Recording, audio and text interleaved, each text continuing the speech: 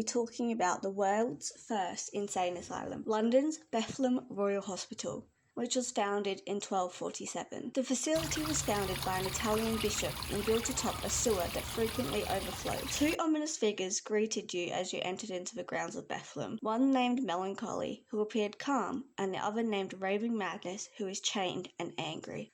Schizophrenics, epileptics, those with learning disabilities, and anyone with a slight mental illness was forced into the facility. Patients were often poor and uneducated.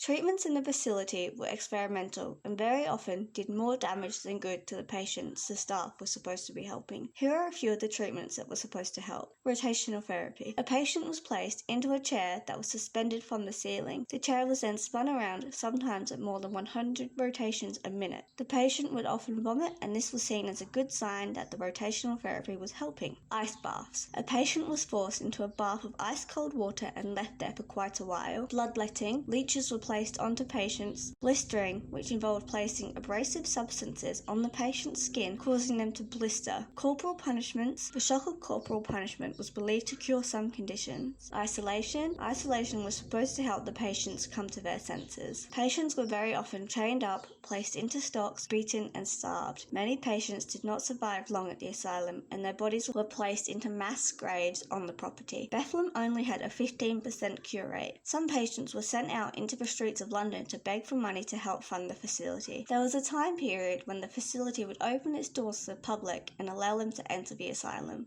Some people were shocked by what they saw. One visitor wrote in a diary, "One can hardly imagine a human being in a more degraded and brutalized condition than that in which I found this female. She was naked, filthy, and chained with several others against the wall of a damp, dark stone cell." Another visitor said that the hospital rooms had the appearance of a dog kennel rather than rooms for treatment. Other visitors were often cruel and would make fun of the patients through the bars and peepholes of the rooms. Some patients were forced into doing or saying ridiculous things for the visitors' entertainment. In 1851, the asylum was taken into public hands, and in 1930, the hospital was moved to its current location in Kent and is no longer a place of torture.